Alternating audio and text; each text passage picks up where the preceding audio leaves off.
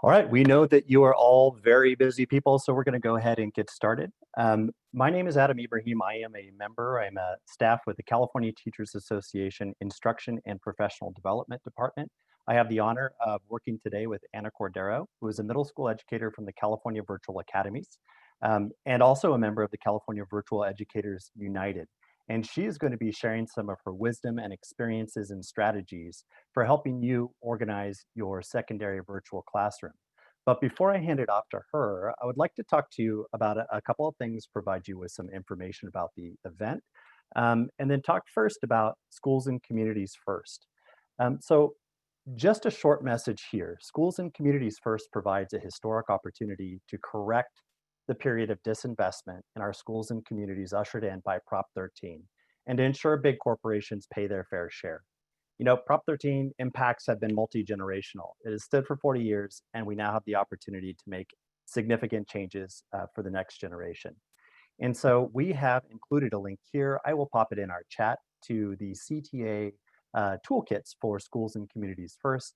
It's a place where you can go and learn more, access media materials and talking points, and help bring $12 billion each year into California schools and communities by closing tax loopholes for big corporations. All right. So next slide.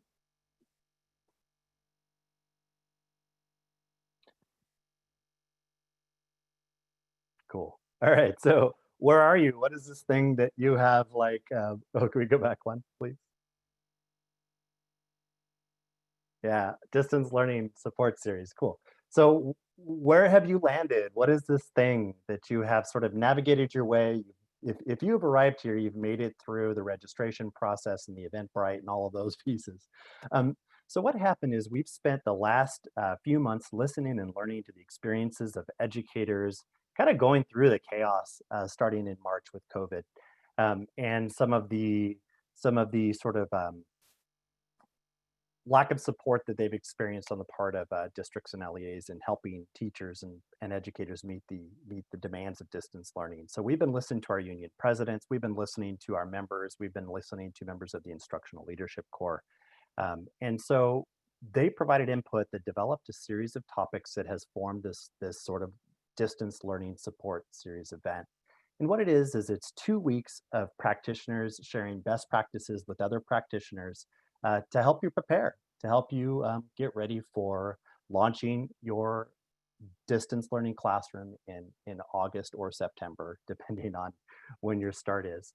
Um, and so what I'd like to do is just conceptually. So it works a little bit differently than events of times past. And what I mean is that we're going to have sort of a focus. You know, this launch is sort of focusing on all the domains. Maybe you saw that on the charts and the materials that we've shared. But you know, kind of going forward, we're going to have a focus, and then we want it to feel pretty free flowing. So you're going to get a reminder every morning at 8 a.m. telling you what session is happening that day. You can either attend, not attend, choose to attend them all, or choose to only attend a couple. And we'll keep you connected with ongoing offerings that we have through the CTA IPD department.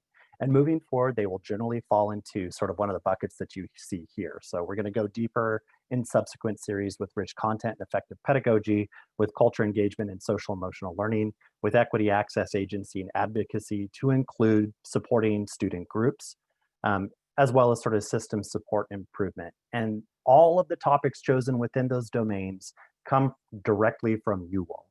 So stay tuned. And so with that, I'm going to stop talking and I'm going to hand it off to our wonderful educator, presenter, leader, Anna Cordero. So Anna, it is all yours. And thank you so much for being here. Awesome. Thank you guys so much for spending time with me. We're going to talk about a few things as I get started. All right.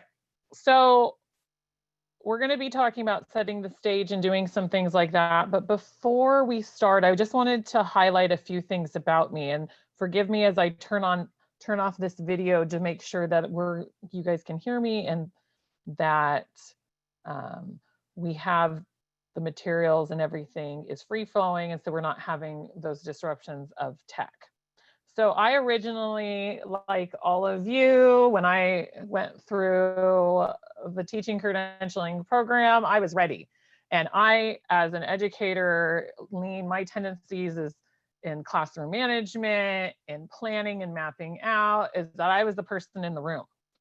So when you think about walking into that classroom, my management style, the way in which I presented things had to do with where I placed myself in the room. I always taught from the back of the room towards the board so students could, make sure their eyes were on there when I had disruption, when I was concerned about behavior, cheating, all those things. I was the person in the room. And so I would just meander my way through. When I transitioned from brick and mortar into a virtual teaching setting, I, like all of you, had that moment of hyperventilation and was just like all of my faculties, all of the things I left on my intuition, my best practices, all had to be reimagined in a way that's here now. And so I just wanted to let you guys know that my heart goes out to you. I totally understand where we've been. Particularly with COVID, where you're doing something in the middle of the year rather than the beginning like this. I know that there's a lot of concerns about how do we transition, particularly when so many of our districts, so many of our local LEA agencies are giving us a lot of different pieces. So really, let's take some time with this presentation to really dive in deep. And what I'm doing is showing you what I did, right? I had to reimagine how to educate my students now that I am not the person in the room. And so these are the ways in which I transitioned, and it's falling on what you already have in your skill sets, things that you already know, that tools you already have. We're just being more intentional and less intuitive in that transition. So we're in August, we're getting ready for our students to start. We're hearing from the district beginning plans of what we need to do. And so whatever those guidances are, here are action steps you can do, right? Setting the stage. You can organize your platform in which students are accessing their learning. Most, from what I'm hearing, is most people are using Google Classroom. You might be using Canvas, you might be using Schoology, but making sure that that platform is whatever that platform is, that you're ready, and it's a uniformed access for all of your students. Having a schedule, teaching times at the same time that they're needed, when assignments are assigned and due, office hours, those kinds of things. Those need to be patterned just like our bell schedules were when we were teaching in front of our students. Communication. How are students and families going to communicate with you? Are you having them call you? Are we doing emails? We need to have time frames of communication. For example, Monday through Friday office hours where you are contacting them is between 8 a.m. and 3 p.m. We're creating those parameters so everyone knows what the rules are and how we're accessing things, right? And so whatever that is, this is really beneficial to create that schedule, that structure that can often not feel that way when we transitioned in spring. Okay, initial contact. So an email introduction letter, I always do, especially because typically that would be your first day of school or your back to school meetings, particularly with our 7th grade and our 9th grade teachers. That often happens where we're doing a little bit more of that introduction, but having that email of introduction to your students in particular, we're front loading them with who we are and what the expectation is for the year. I really like this because it's tangible for them, right? Our students right now are all sheltering in place for the most part, since with limited activities, they're starting to hear things. This is their reminder, so they can keep coming back to that. I give both professional and personal information, so they have a brief understanding of who I am and what I expect. Second thing is brief iteration of how the first week of school is going to go, right? This is a great place to put something like a Flipgrid if you're utilizing that, a little YouTube embedded video, something that's fun. So that way students are knowing what the first week of school is going to look like versus what you're going to be doing in the weeks and months subsequently.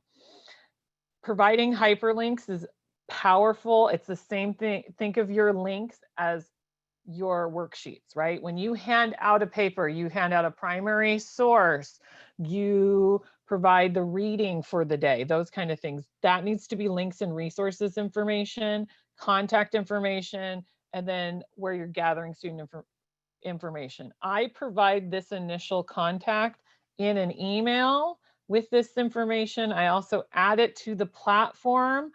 And then when I start making those first calls, all of these pieces are together, because instead of, you're getting tons of information with that, those things. And those are things that when you, if we translate it to brick and mortar, you had those in when your first day of school and you introduced with your students and you did some of those getting to know you activities. You did this information gathering in those icebreaker activities. This way you're front loading that so you have the data. And since we are all in this COVID-19 world, it's really powerful to have Google Survey as an ally or some other informational gathering, because you can see each individual student's response and it's logged. That data is there for you, to where, you know, in the classroom, you notice Johnny because Johnny was in third period all the time and he always comes in this way and this is where a seat is and those kinds of things.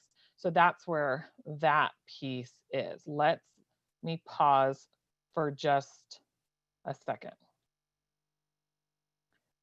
Yes, so some things that we're talking about, absolutely, we can get some of those pieces out. Having Google Documents that are attached to this, I always suggest that this is a part of it. For the initial contact, I make these things separate and I have them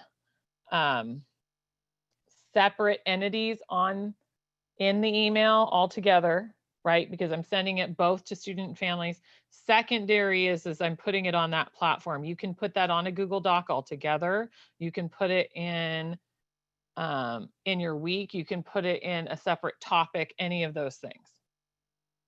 All right. Yeah. Okay, so first day of school activities. You already know this. You have your icebreakers and things. We're just reimagining them, right?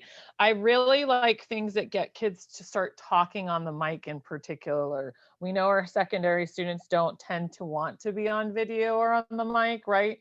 And so things like, would you rather, right? Would you rather eat frog legs or slugs? Having scavenger hunts. I've created scavenger hunts where students have to look for certain items within Google Classroom, within the platform that they need to access for quarter 1. And that's really powerful, because then a lot of these questions that students often ask once they've kind of gone over their access to our content, this is super powerful. Getting to know you slides. I like doing this where students talk about all about me, where they present. Typically this could be done in an advisory / homeroom kind of sessions. That way you're starting to build that community because students are presenting this. High interest content such as TED Ed talks are great icebreakers, because it can really drive a topic. So if you're a science teacher, you know, the first day of school, a good thing is like, there's a TED talk on halitosis, and that's something super important, particularly with our high school students who really want to make sure they have good breath. So these are pieces. Whatever platform you're using for these first day of school activities, make sure within that initial contact, the students know how to utilize it. So for example, they know how to type in the chat for Zoom. They know how to use you're giving them whiteboard access where they're doing these would you rathers. They're typing in group chat. They're typing in whole chat. You're letting them grab a mic, whatever that case may be. All these activities you already have, you can very easily translate into the classroom setting. So those are just some ideas. Okay. So here's one of mine. So when I do an all about me here I am. And I talk about myself. Here's myself and my babies. We talk about how much I am obsessed with all things coffee. I really spend a lot of times with my friends and family working out. I just bought a house, so I'm working on my home. I love all things Disney, and Hello Kitty is my most favorite. These are my babies. So this is Kitty. Kitty is 10, Titus is 4, and Thaddeus, which we call Bear, is 14 months. That's how quick these presentations can be. When you do this on the first day of school, and then you have signups in a Google survey or some other, or Sign Up Genius or some other method, students, particularly with your advisory groups where you're building those communities, you can be doing this in those different sections, and that will help guide you if you're going to be doing distance learning, jigsaw, group work. If you want to do peer-to-peer tutoring, I know when I taught at the high school level, I did a lot of that. This is a great way for students to feel that sense of community because they can see and be about one another. All right. Continuing on. Okay, so Google Classroom. So I made a mock classroom, which is very simplistic, which I'm going to show you separately as well, so you can kind of see, right? So you're going to be giving that classroom code. A lot of you guys have done this already, but this is how what I like about Google Classroom, unlike the other platforms, is that you can put embedded in the system reminders for your students when they're missing work. So it's very passive. It gets sent to both the student themselves gets email reminders when they're missing work, or if you've graded work, and also their primary contact. So if mom is the primary contact or grandma is the primary contact, they also get an email. It's a great way for you, particularly since now we have ADA, we are grading, we're doing all these pieces, for students to get that direct feedback from you that, hey, this is done. And also, so you're not spending extra time following up with why Johnny and Susie and Gail have not finished their work. So let me switch over really quick to this piece. So this is what it looks like. This is how the students would see it here, that I've added all these pieces in. Here's what when I click on classwork, this is how it's organized. You can have it can attach to their Google Classroom. So it has those reminders. This is super helpful. So I split up into topics, and I always do this. I do a welcome, so they have that. This is my secondary placement of that email that I just told you that we sent out, right? They're all right here, as you can see. And so you can see all the different sheets that I've added. You can add as many things as you would like to that. Here is, like, if we open up here, you can see my welcome letter, right? And all the pieces in here. So you know what we're doing. The formatting silly, sometimes that happens. You can see information sheet, those kind of things. My Symbaloo page, which is my support document, I'll be showing you that later. But then they always know because this stays here.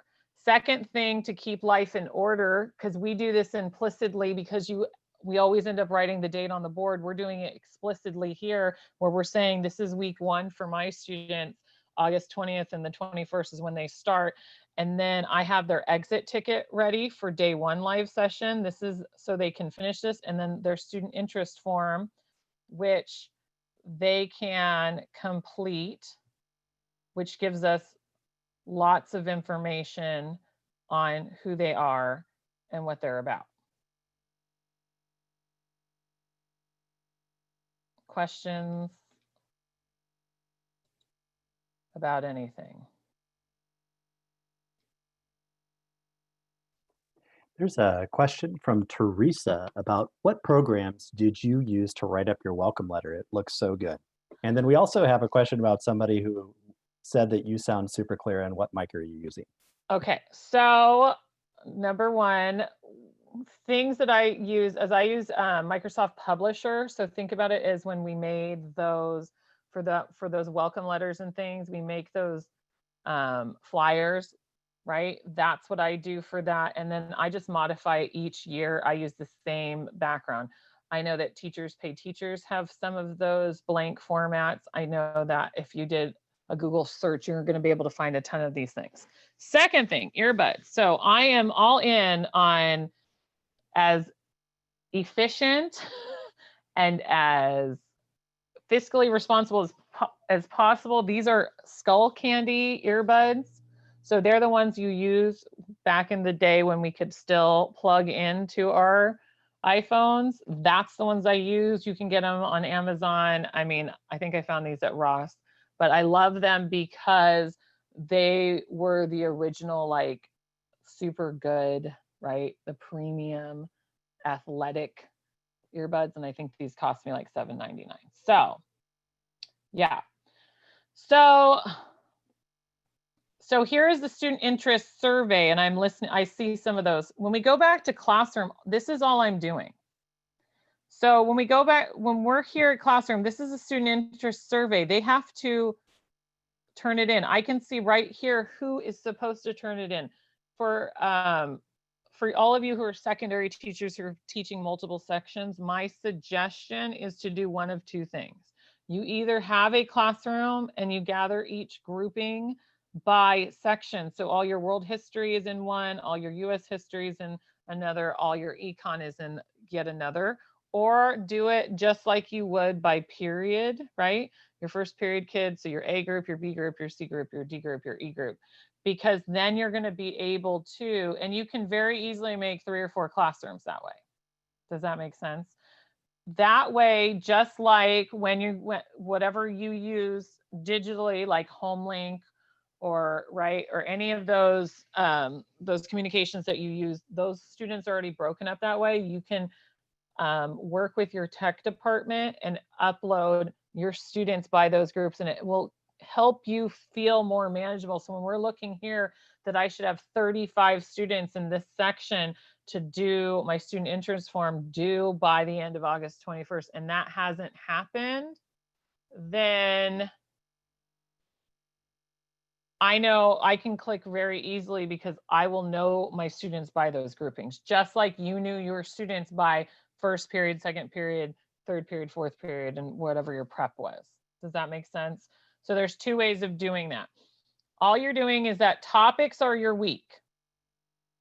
And then you're adding information of when you create, you're either creating a topic, so that's for that day or that week, and then you're doing all these things. I love this because if we have a big project coming up and I need students to remember, because it's also again that week, I like using the repost because I don't need to upload yet again all those attachments. I reuse that post to update that we're also working on it on week 2, week 3, week 4, week 5.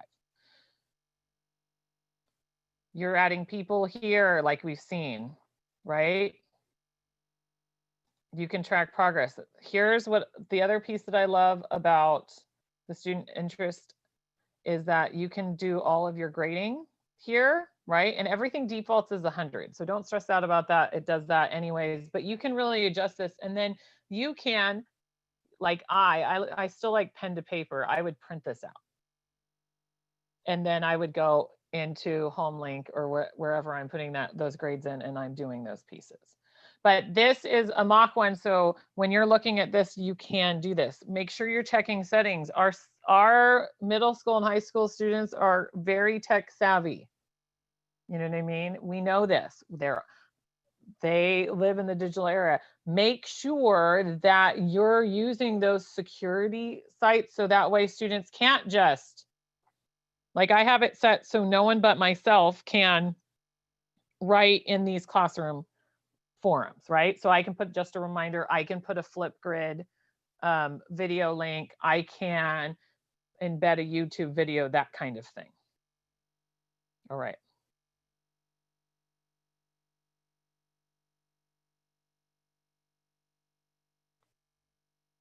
Let me answer a few questions. Okay, so yeah, all of this will be sent to you because all of these links here that you will have access to will be are a part of my slides, which will be a part of this training as well.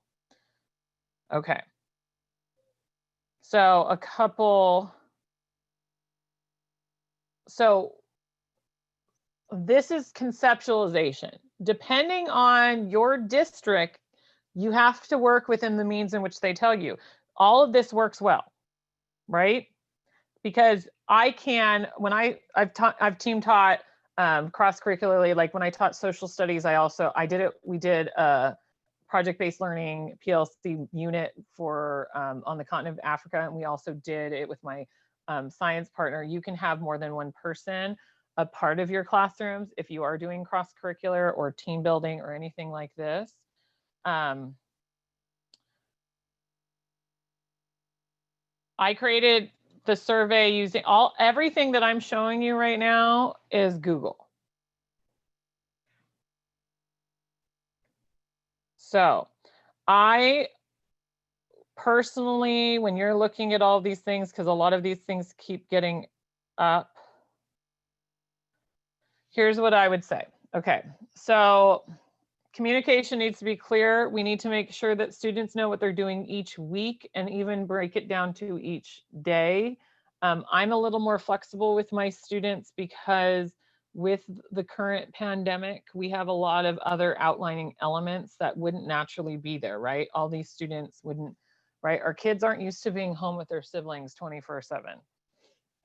Oftentimes, we have this parallel of half of our families have people who are working from home, others are out. So I've been doing it by week to give them that flexibility if needed.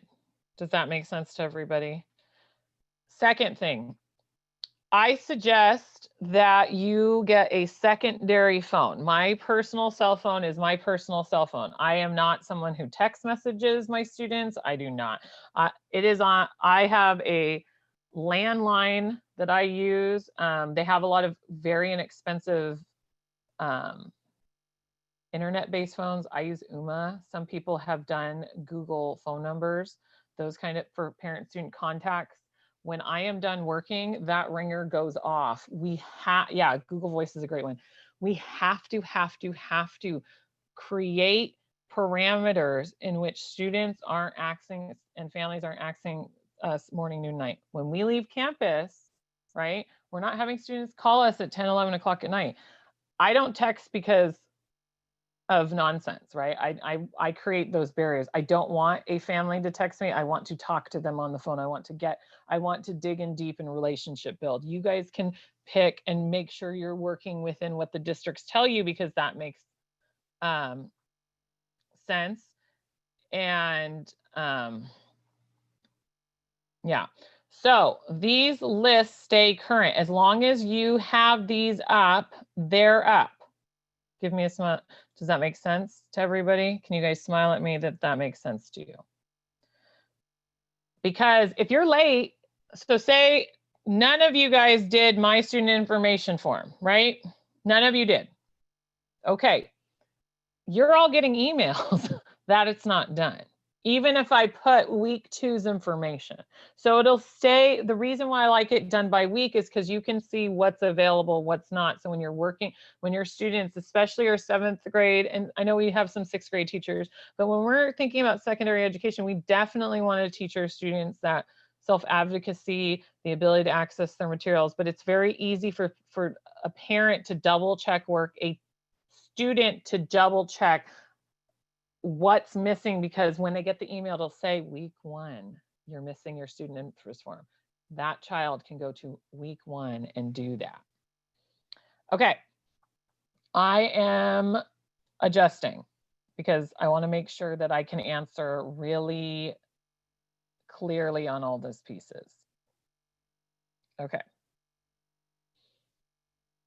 So I have created, this is my real one. So when you're looking in here, like, know that this is the one my students actually use. This is the old version of Google and website. So, typically I like it to be up to date, fresh. You guys saw my welcome letter. I like the newness, but I don't use my Google website. I use the old version. The reason why I do that is because The old version allows me to upload Word documents and PDFs, where the new version wants everything to be in Google Docs, Drive functioning. Here's what I've done.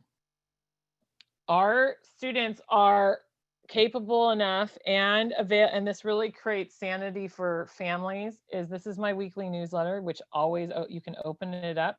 Students can print the individual slide. They can have all of that. I have all of these are just simply things that I would give them or handouts I have given them, right? Where I've pushed out in class or is on their Google Classroom, or if you have it on a Canvas, because this is separate. This is the digital filing cabinet for things that don't necessarily always fit into your classroom. So let me give you an example. I have students and families who forget things or, you know, maybe don't have access. So like, here's notebook paper. Here's block paper. Here is a schedule, right, that they can print out. So those kids who didn't get a planner or parent, right, they're not used to those things. These are available for them to print out and access. So if I'm emailing a student, right, because they asked for it, it's also here. Because what gets lost in translation in the digital platform, and a lot of you guys have used digital tools within your brick and mortar, is the fact that they lose stuff, right? When a kid is absent one day, you guys have where the extra sheets are and they know to go there and get it. My classroom and this website is that availability. And these are living, breathing things to where that's available. So I teach 7th grade this year. So I have some stuff. I put videos. Here's a protractor. I had a student who didn't have one. And so they were able to do those things. For my exceptional populations that need that extra layer of support, those extra tools, number line generator, those kind of things, I also have available for them. And my special ed case manager counterparts also know this is available. So that way they're not searching, hunting, wishing, hoping, trying to figure out where these pieces are. This is why I use it. So think of this as my digital filing cabinet for the classroom. And this is really easy because this is very translatable when you guys re-enter the brick and mortar classroom. Johnny is notorious for forgetting his homework. Having it here too will, right, alleviate when he comes in before class saying, I forgot, here's this, that, and the other thing. Can I do it? Can I get another moment late? Okay.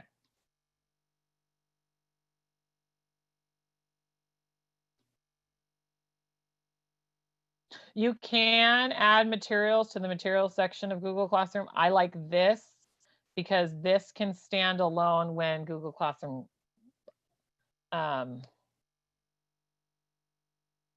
falls apart, because that's attached to your work. So the website stands alone. So these are extra supports because I have like the calendar on there and these kinds of things. That's why I do that. And just know all this is these are all just filing cabinets. So and all of these are available for you.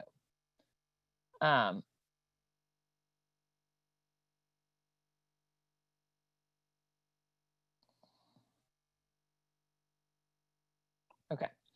One last, yes. We've got a quick questions coming in from YouTube, which is how do we access the old website? Sure. Okay. So when you go to Google Sites, let's see if I can do this right now. So when you go to Sites here, when you press, I'm on Sites here. When you create, it will give you classic or new. I don't like new because new is everything Google. I like classic because you can put whatever you want. A few other things. When we're talking about modifications, right? Most of us are general ed teachers. We do have some SPED, some EL learner individuals in here, and I want to highlight this for you because I have done a lot of intervention in my day as well, and I taught special ed many moons ago. When you're thinking about augmentations or supports, what you're looking at doing is things being exceptionally explicit. So here's a great example of things that I do. The student population that I typically teach is a very wide range, right? I have students who are homeless. I have students who are quite affluent, who are working hard to skip a grade. I have everywhere in between. So socioeconomic status, all of the things, right? All of the factors that we consider when these kids come to us, right? I'm considering as well. One of the things that I love is this. I created a Symbaloo page. Don't worry, you'll have this link. I love this. I've created one for my 10-year-old that you saw, because think of Symbaloo, and it has all the ads, but this is a one-stop shop for all the links your students need to access. So I have a lot because I incorporate a lot of digital supports within my room. Yours would, this is super helpful because you know in your district what is permitted and what is not permitted, right? Things that are blocked. This is fantastic because, and its symbol is right here, you just log in, you sign up, it's free. And all you're doing is attaching these websites as tiles so that it looks like their cell phones for them to be able to access things. So for example, Kiddle.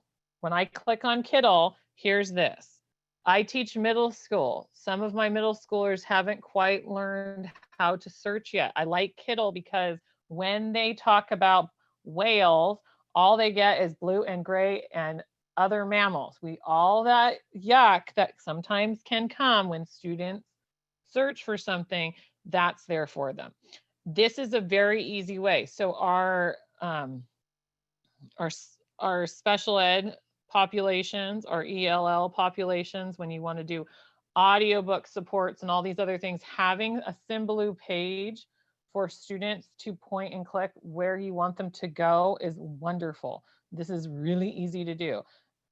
And when you're seeing it from the student side, but when you log in and do yours, all you're doing is copying and pasting those web addresses exactly where you want them to be. So if you are using Canvas, if you are using any of these other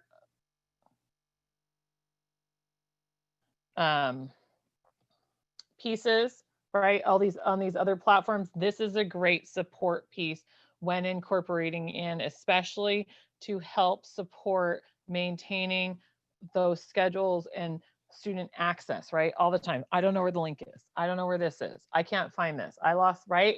In the same way when you're in the classroom, I don't remember where my textbook is. I don't have a piece of paper. I forgot. I lost my worksheet. All of that is just in this space. Okay. So let me check questions.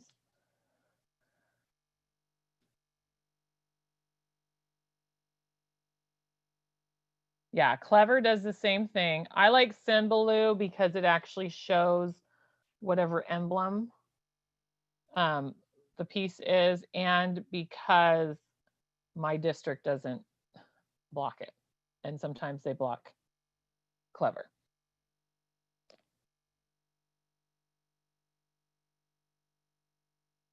Okay.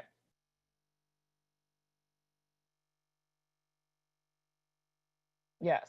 So my Google Classroom, which is here, has my Google website. When we look at classwork, because this is how you're teaching them, they're going to see the stream of everything you posted.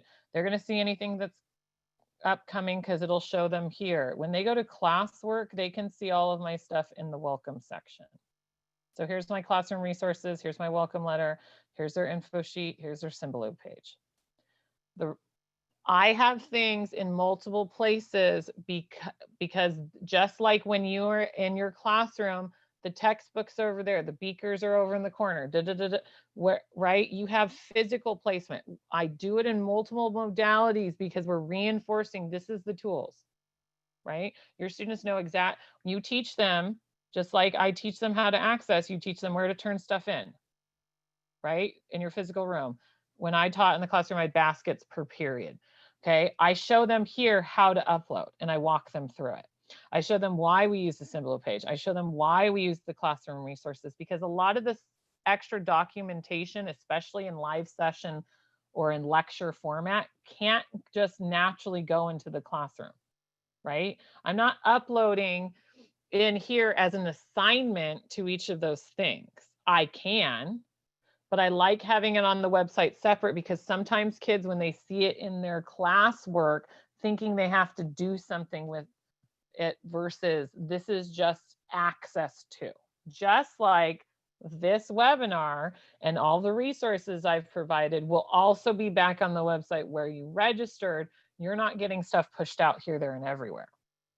Right? And now this is how you're creating procedures and norms, and kids can handle that. So when you have families that are essential workers who don't work in the home, you have ELL learners where the primary language spoken in the home is not English, and so we have issues with literacy and things. Right, our special ed populations who need those extra supports, that they have tools that they know they can go to troubleshoot themselves as secondary students. Same thing with their families, and this is very easy for them to continue to access, and it keeps order and directionality. Okay. Any other questions for right now? I want to make sure that we do that.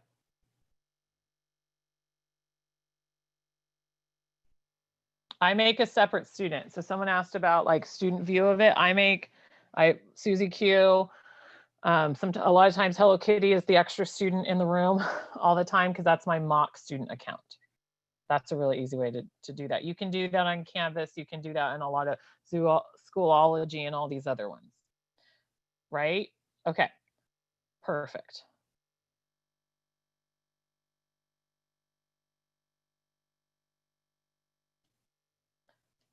Okay, let's represent here. All right, so we talked about the classroom. This is how we're setting it up. We're doing these things there. You're checking grades and things. Remember, students are still students. In this, and I know that we're having some presentations tomorrow on highlighting this. I promise you, that you can build strong relationships with your students, because all of the things you're concerned about, right? Kids marking things done, plagiarism, all of these things, those communication, really getting to know the student, you can really do that in digital platforms. You just have to be far more intentional. You will know very quickly, just like I do, right? You know very quickly in the first week of school who's who in your room. What kids are more shy, what kids are eager beavers who want to make sure they know the answer. And everywhere in between. You can tell, right, from your initial calls, you already kind of know what's going on in the family, because those red flags go up when you have those 5 families that aren't calling you back, those kinds of things. So be mindful that that's happening. All the issues that we've been having in classes forever are still problems in the digital setting, right? Kids who have lower socioeconomic status, who have less financial security, who don't have access to the same materials as their peers, still had inequities even when they were in the classroom, because those kids could go home and finish that presentation on their Google Doc or whatever, when the others cannot. Cheating happens. Most of our students have phones, period, and they talk to each other. There's still going to be that. You're still going to be conscious of it. But the idea behind it is everyone has access to the internet and Googling and all of the things to find out answers. We as educators as you know, because you guys are doing this, you're building those relationships and you're fostering their desire to learn. Those students who don't, we deal with them disciplinarily. You're going to work with your admin on it. I just want to highlight that for you. You're not going to be, you don't control 90% of their environment anyways, right? Even in your classroom, you miss stuff. We all miss stuff. We can't stare at 35 bodies and hope that they all behave well for the 45 minutes they're in front of you. You're going to be doing the same thing. There's going to be kids that mess around, because there's kids that mess around, because we're public school. We take everybody. Don't hang your hat on, you have to put in all the measures in place to do whatever you can. You know how to do this. You know how to set up procedures. You know how to tell when someone plagiarizes. The beauty of the digital classroom is that you have documentation, because you can put it in things like turnitin.com or whatever your school uses.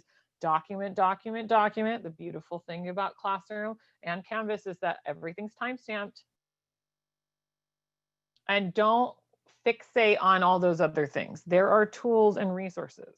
No one chose for the entire world to stop because we're in a global pandemic. It's not the same thing, right? Kids, my students are virtual students most of the time. They do it by choice. I have a very wide range of reasons. I have students that are medically fragile. I have students that are exceptional who are, in film industry and active in sports and things like that.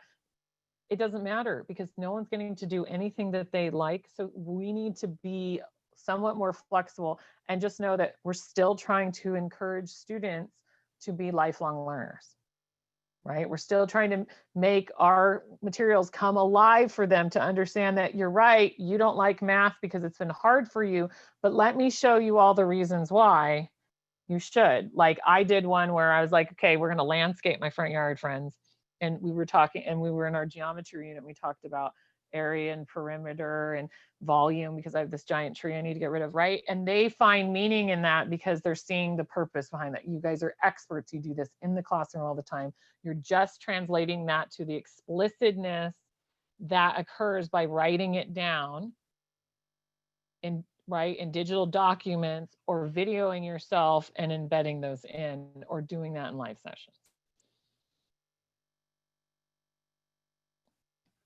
Okay.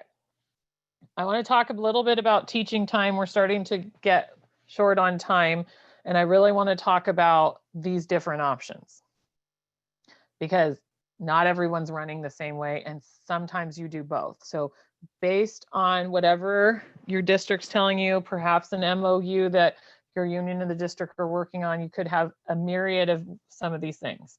Synchronous teachings. If you are teaching live, you need to be teaching the same time each day, each week, for whatever time period that is. Just like students know, right? Every week is the same. I get a third period at the same time every day, but the minimum day. They know those things, right? You guys have an in-service day. Technically, it's a minimum day because you're doing progress reports or what have you. That's fine.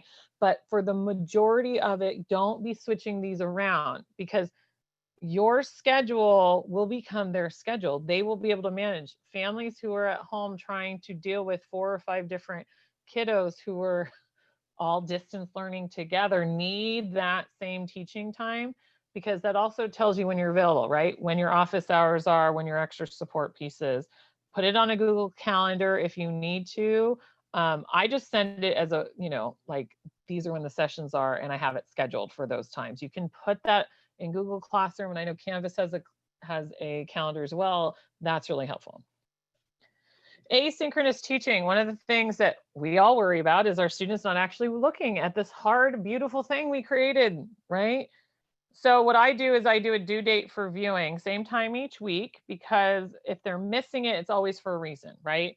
I had students who, because of a family situation, they had their cousins with them. So like the schedule got weird. And so, my students' access time was like 6 to 8 o'clock at night for a while. So that's why I do it per week, because if they're missing your session, there's always something up, and they're going to need to be creative in scheduling those times. So what I do is I do a due date for viewing. I typically do an exit ticket, do a survey, say something in the middle towards the end of the video.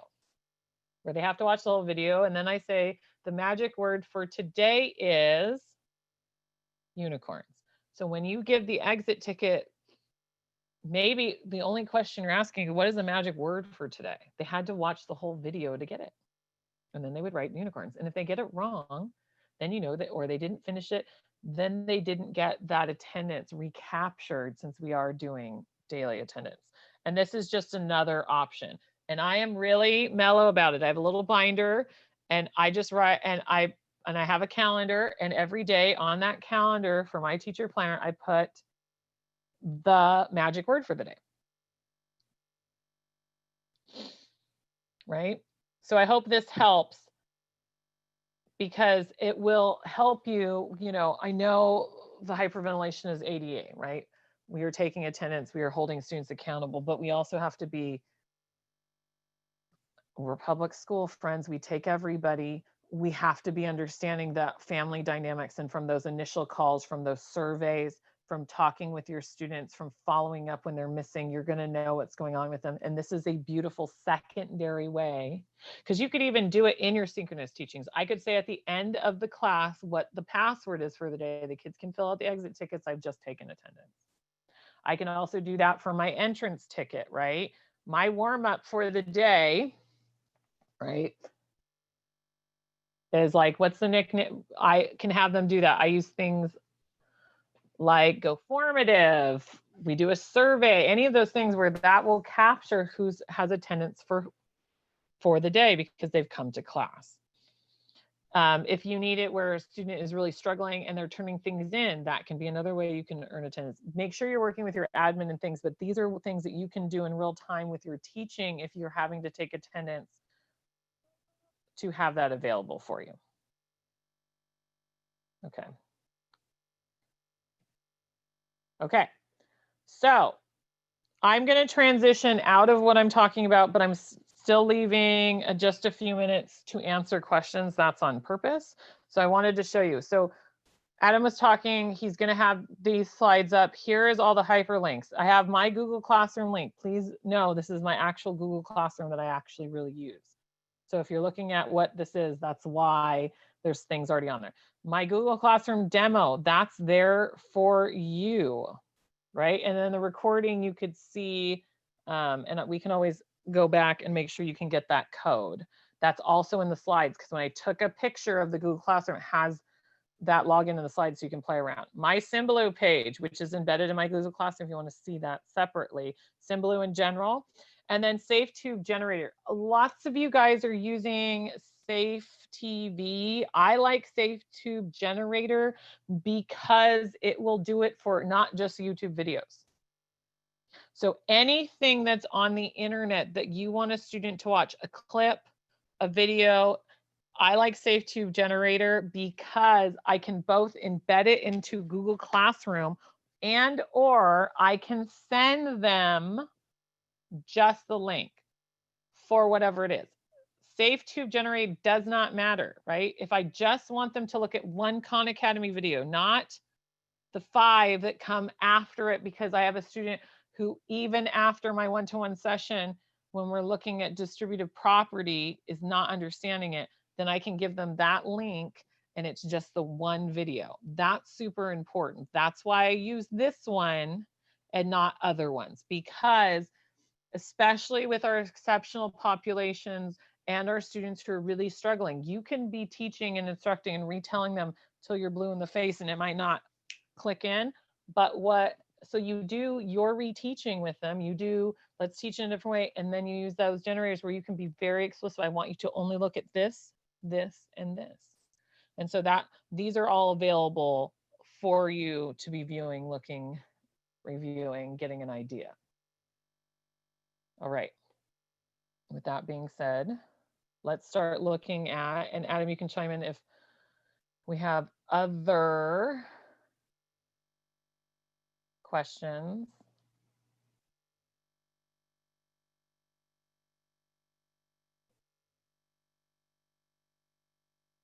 So yes, I use both a Google Classroom and Google Sites. I am an open book when it looks at academics if parents need to view as well. That is absolutely fine with me, especially as well as peer groups, right? I want my RSP teachers, I want my ELL interventionists, I want everyone to be able to, if a principal, if a parent's calling and saying, I even give it to my principal saying, where there's, parents saying, I don't know where Miss Cordero put this, everyone can see everything I'm doing. So, and it makes it really nice because there's not being that transparent and forward in that communication creates that consistency and accountability because I'm building relationships. I care about you so much. I have these resources I'm doing all the time.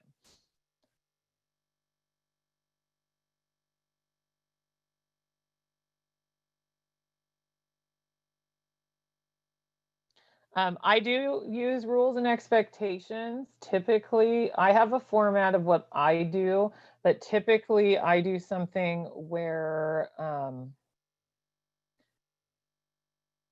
I have the students, especially when we're looking at our older students, I have them do it with me, right? I need the buy-in from the get-go. We're going to talk about how we're going to behave in this safe space, which is what I lead by it. I have the students collaborate on a whiteboard and actually write it out. And then we vote and narrow it down, and that becomes our norms. And that's not only because I need that buy-in from our older students, right? There's some stuff we add because I say, well, I'm Miss Cordero and you're living in my world, so I'm going to add a few things, but it's really beneficial to have that buy-in because that way they know. My student, I don't have it all the time. I don't have that accessible all the time when we're reviewing it every class period, just like you wouldn't if you were in the classroom, but you definitely can be doing that.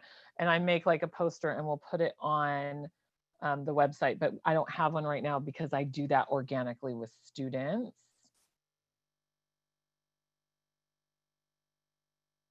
Yeah, Screencastify is great. Microsoft Teams works very similar.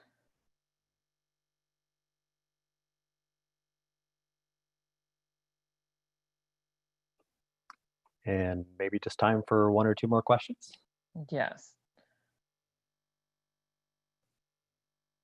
Okay, so one of the things that you notice that we think about it is that as a teacher with functioning, so you guys, we've kind of gone through all these pieces of what you could possibly do and conceptualize. Just know, if you don't know how to do something on Google Classroom, if you go on YouTube, there is a video going to be about Zoom, going to be about Canvas, going to be about Screencastify. There's so many how-tos right now because with everything shutting down and a lot of these resources, especially like Microsoft Teams and things, businesses are using. So that's really beneficial. That you're going to be able to answer some of those questions on how they translate. Some of the reason why I can't answer those things is because I don't know for your local district what is accessible and what is not. Does that make sense?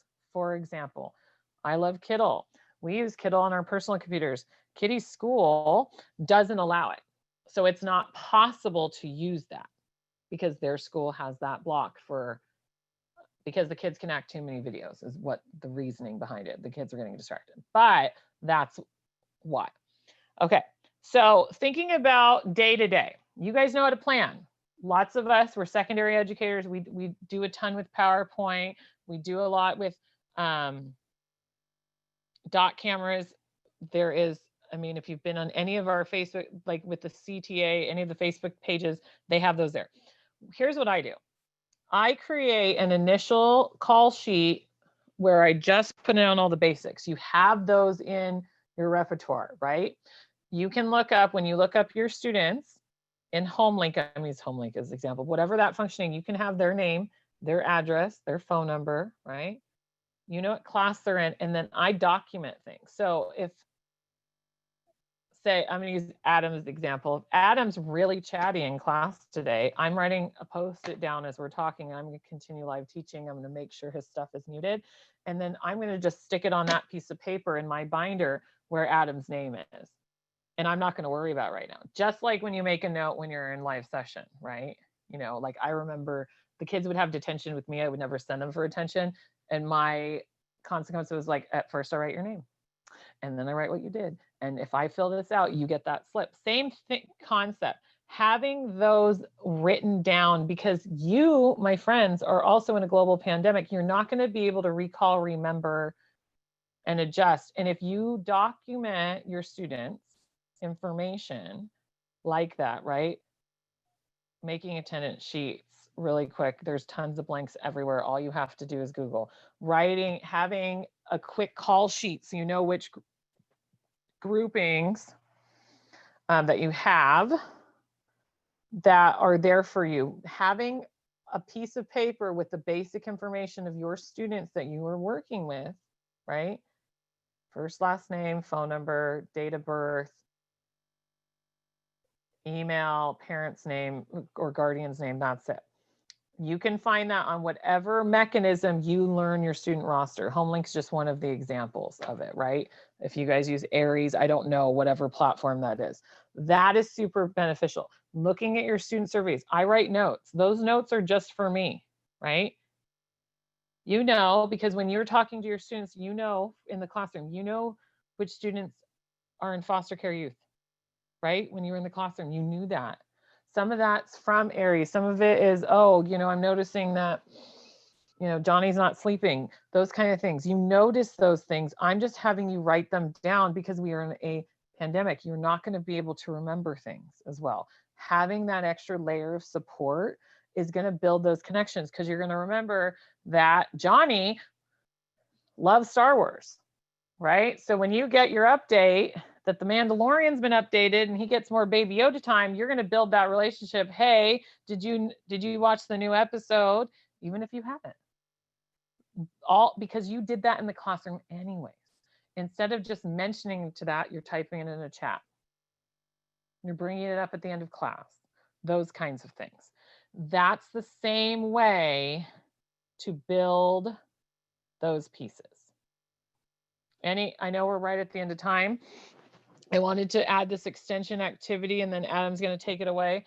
So if you want to work on your own idea, whatever that platform is, right? Because I'm not able to utilize some of those resources, you are more than welcome to email me. That is my email here at Gmail if you need ideas, or you just want to, you know, show another person, because as we shelter in place, I always get excited when I finish something.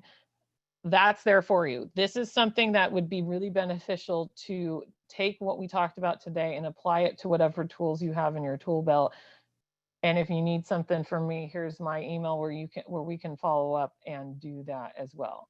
Please take advantage of all of the myriad of and beautiful resources we have out there. If you're struggling with sites, if you're struggling with Zoom, if you're struggling with whatever platform, please check those out, because those things can get answered in real time. And a lot of them are done by the people who created the program, which is much better access than a bunch of teachers trying to get together going, well, here's my Zoom thing and here's my thing.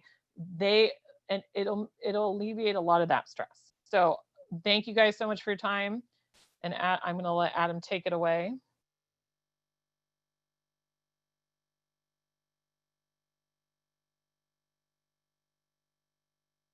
Thank you so much, Anna. I have been watching the YouTube stream. I have been watching the Q&A, and I have seen just an outpouring of gratitude for your words of wisdom, having kind of walked this path before. And I've also seen just an incredible amount of teachers helping teachers, right? I have seen like questions come up and be answered with links and with resources, and it's pretty remarkable.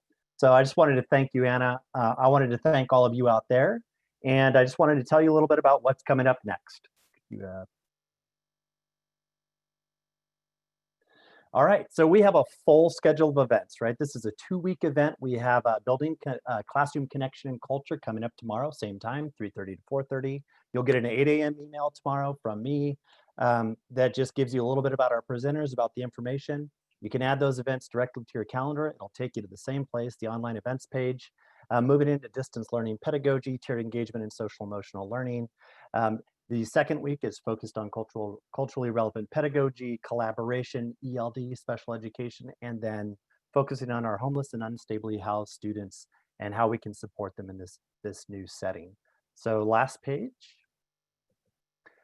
Tomorrow, secondary, 3:30 to 4:30, we're going to hear from Instructional Leadership Corps members Myra Deister from a high school and math and computer science teacher, and then Kristen Morales, a high school teacher and tech coach. They're awesome. I've been looking at their slides. They look great, and they're just fantastic presenters. So we hope to see you tomorrow. And then last slide, I just want to, this question has come up a lot. So everything is on the online events page. There's one link. That is the only link. After you register for the sessions and register for the Eventbrite, you can access all of the videos. So we will post the video of this after the fact on that online events page. You can access the resources. We'll post a PDF of these slides. You can access the session feedback form, you see right there, as well as a certificate of completion. If you are a CTA member, just complete one short reflection per session. That's all going to consolidate into the same spreadsheet. And then once this series is over, we will shoot you a certificate with that accounts for all the sessions that you attended. So with that, I thank you, Anna. I thank you so much. And we hope to see you tomorrow. Please feel free to continue the conversation on CTA Facebook, and especially the COVID-19 page. Otherwise, thank you. Thank you for what you do. We look forward to seeing you tomorrow, and have a wonderful evening. Thank you guys so much. It was a pleasure to be working with you all. Have a wonderful, wonderful rest of your week.